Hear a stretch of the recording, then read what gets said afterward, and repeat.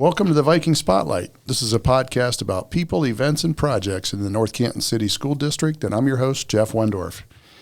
Clearmount Elementary Principal Josh Runner is joining us today, and Clearmount Elementary's been with us for a long, long time and houses about 375 students in kindergarten through second grade, and obviously is located on Clearmount Avenue in the heart of our district. Welcome to our podcast, Josh. Thank you for having me. Appreciate me being here. Sure, yeah. We also mentioned that you're a Hoover graduate, and what kinds of activities were you involved in at Hoover? Yes, I graduated from Hoover High School in 2006, as long or short ago as that seems. And while I was in high school, I ran cross country, played baseball. You could have called me quite a fan with a group of friends. We used to travel to every sporting event and support each other. That's neat. Spanish club, and enjoyed being involved in a wide range of things. Yeah, awesome. Well, it sounds like it did very well because you were hired here. Well, first of all, let's back up a little bit. Tell us a little bit more about Josh Runner. Oh, well, I don't know where to begin. Well, I was raised in Greentown, actually. We grew up in Shepherd's Gate area and went to Greentown Elementary School, and then obviously North Canton Middle School and the high school. Involved and active in sports in my church all my life, and had two older sisters that ingrained some things into me. They'll tell you that they are, I'll tell you I'm wiser, but they're definitely smarter than me. They did very well academically, but loved being in this community, the support of the people that we've had here in North Canton. Yeah, it's been a great place for kids for a long, long time. And so you graduate from high school, I believe went to Mount Union, right? That's correct, Mount Union Purple Raider. There you go. And so I went there for 4 years, enjoyed my time there. And then I was hired in North Canton. Right. Let's see. In 2010, I taught half-day kindergarten for 1 year. And then that second year, I was a full-time kindergarten teacher. And then the next year I taught kindergarten for my third year. And then I taught second grade for 6 years and first grade for 1 year. So about a total of 10 years in the classroom. Right. And then during that time, I went back to Mount Union to get my master's degree as well. Yeah, and your principal's license. And my principal's license, that's correct. Right. Well, you took over as a principal then in 2020, and the infamous summer and year of 2020, we all like to forget, but I tell you what, stepping in on a year is something incredible to a new role, and you're perfect fit because it was your building, basically, and there's some pros and cons to that, but you've done a great job since 2020 as a principal at Clearmount. We appreciate that. What's that like? Oh, well, I appreciate hearing that, but we seriously couldn't do this without support of my family and the staff that we have, our administration, and just our community. I always tell people whenever they ask about our school or about North Canton, I say it's about the people. Right. And whether it's our community or whether it's the staff we hire, we aim to hire the best because we want people that care about kids.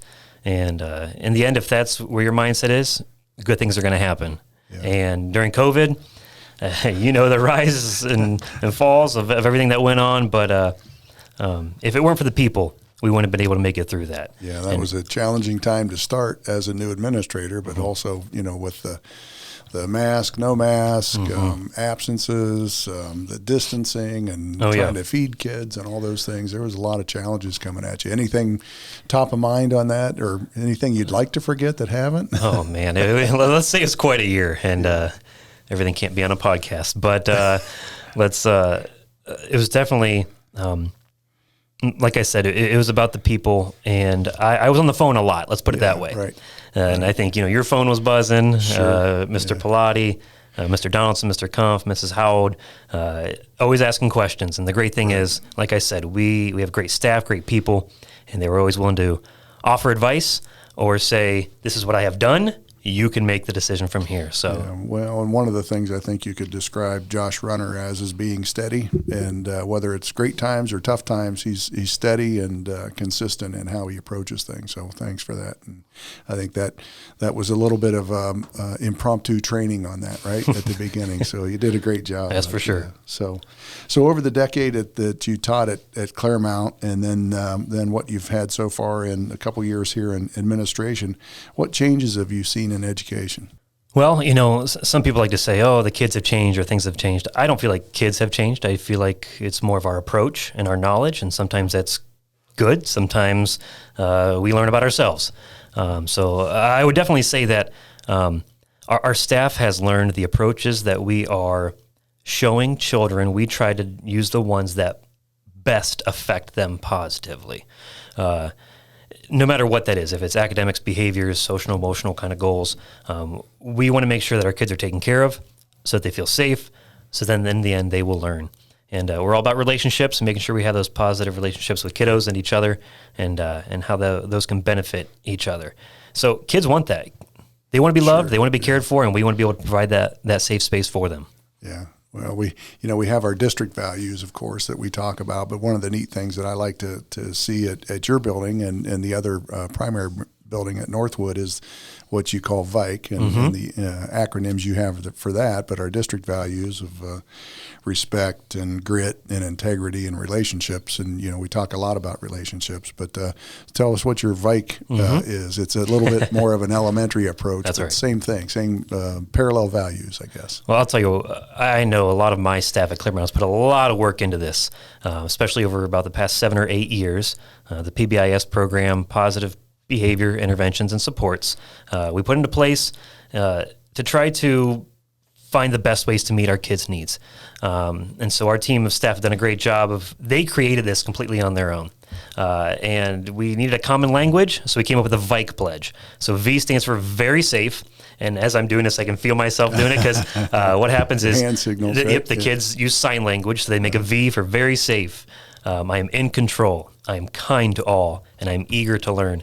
And we preach to them. That happens from the moment they step on the bus to when they come in the front doors, the cafeteria, to the classroom, again, to going home again. That's awesome. Yeah, it's great. And the kids know it. I hear you do it on announcements every day, and it's throughout. It's something that's well deployed at Clearmount and at Northwood. Yeah, I was going to say, everybody from bus drivers to aides, lunch monitors, and teachers, they all use it. And so when the teacher says something or an adult says something, the children know exactly what it means. Yeah, right. That's awesome. That's a great way to spread in your building culture, really is what you're doing. Yeah, good stuff.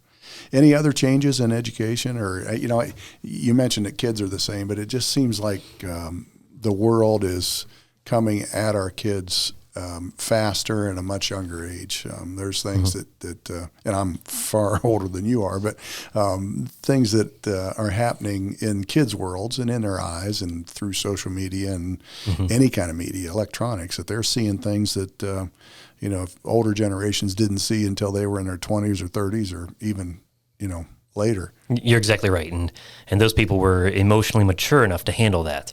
Yeah. So a positive is we do have Chromebooks 1-to-1 for every kindergarten, first, and second grader in our building.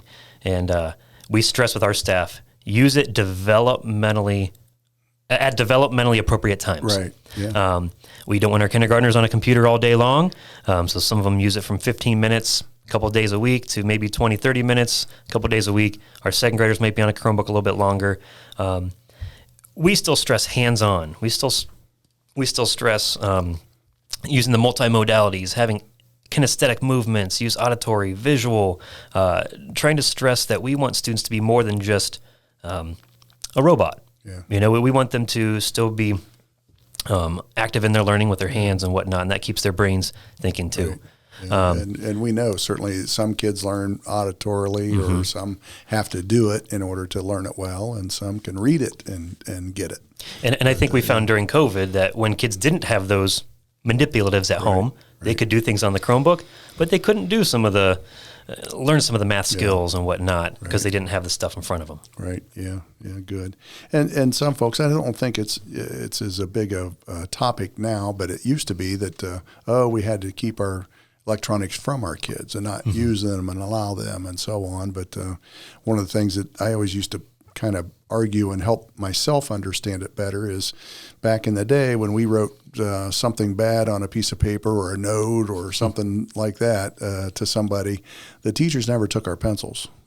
Right? You're exactly right. They didn't take it away from us. They taught us how to behave appropriately, no matter what the tool, whether it's a phone or a laptop or a pencil and paper, right? You got to be, do the right thing. Yep. Yeah, we teach them to use the tools the correct way so that they can maximize their learning. And the kids are good about that. They understand. They know. Yeah. They know. Good, good. Well, we've got some great things coming at us here soon, and I know your plate's really full, and we appreciate your time today. But we're excited about opening of a new primary school in August, and of course, you'll be principal at that in the primary school. And what are your responsibilities for the new school? So as of right now, over the past couple of years, Mr. Donaldson and I have been talking, principal at Northwood, and so he and I will be co-principals together at the primary building. And I'm going to focus more on leading the preschool and the kindergarten age groups, with also having I'll be closely tied in with some of the special ed classrooms as well. Now, the planning for this started 2 years ago as soon as the levy passed. So it was going through people's mind at the time, and so I think people were able to wrap their minds around it a little bit and think about it.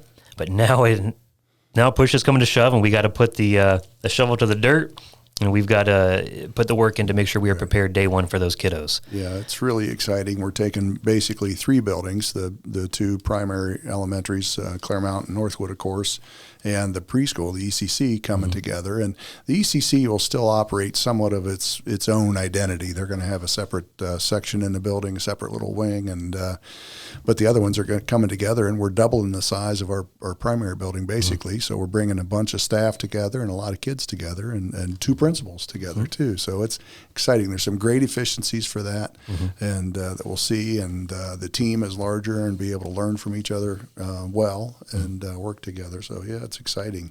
Any other thoughts on that particular piece? Well, I think 2 things there, and one of the biggest ones is communication. So our preschool, like you said, has always been separate, and they've always been, some people say they're one of the better educational secrets in North Canton, because nobody has really known that it's hiding away at the ECC. So it's going to be great for those staff to feel a part of the bigger primary picture. So we are excited to include them, and they've been included in the last year through some meetings and whatnot. And I can't wait for them to be able to see their kids when they leave the ECC, or I should say the preschool next year. See what they're like in kindergarten, see them, watch them grow, still hold on to those relationships. But one of the biggest successful things I think we're going to see is sharing resources. We have great people, we have great staff in place, but now one person's not going to be split between 2 buildings. They're going to be in one place every day, all the time, so that we can, again, work together to help our kids out and meet their needs. Yep. Good. Thanks.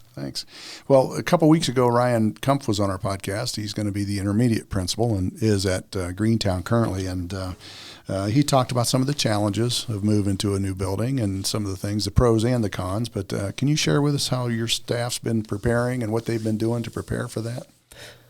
I think, again, I'll go back to what I shared before. About 2 years ago, some of this started where, let's just say, some teachers need to start cleaning out 2 years ago.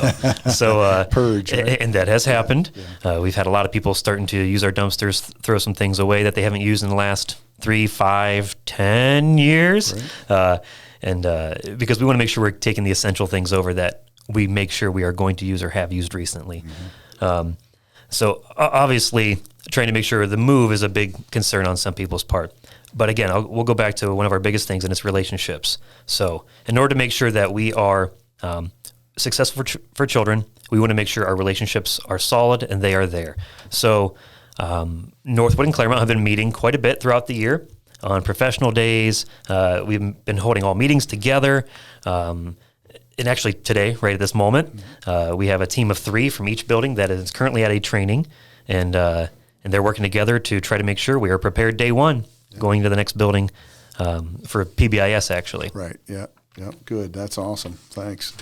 Well, one of the things that we've tried to do when we're making this transition from 5 buildings to 2 is just this week and Monday night we had an open house at the ECC, or the Portage building, and at Clearmount and at Greentown. You were at Clearmount, I know, and help share what you saw, what you felt. It was great. It really was. We saw a lot of people come in. We guessed probably around 300 people or so came, and they were excited. The looks on their faces when they walked in the door, and some of them shared the smell of the building. And I was going to ask you that. They said, "Oh, this reminds me when I was a kid. Smells the same." We said, "Yep." A lot of people share the same thing, but people were so excited just to get back in the building and see where they went to school. Some of them said they were the first kindergarten class there, which is in our current library. And so obviously the building has changed over the years, but people were excited to say, oh, I had 5th grade here. Oh, I had Mrs. Lute here. And actually, I think we had at least, to my knowledge, at least 10 to 12 former staff that were back in the building. Some retired principals, retired teachers, and great conversations, great time of sharing memories.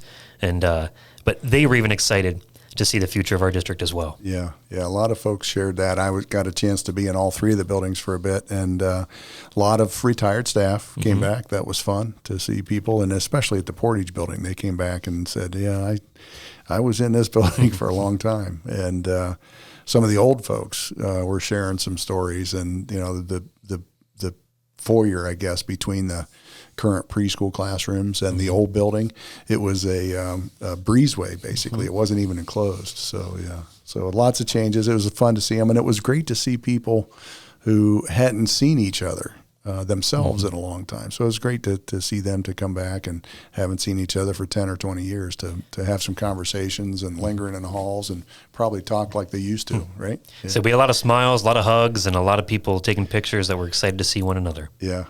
We had a pretty good turnout at all 3 buildings, so thanks for doing that. That was neat for folks to come and, you know, walk through one time. And as soon as we get closed from school, and our elementary calendar is going to be a little bit shorter this year than our secondary, and the reason is we've got to get you folks out of that building so we can get that removed and get the rest of the project done in order to be in August. So it'll be you've had a interesting year, at least in maybe 2 years, but the next couple months will be full pace, right?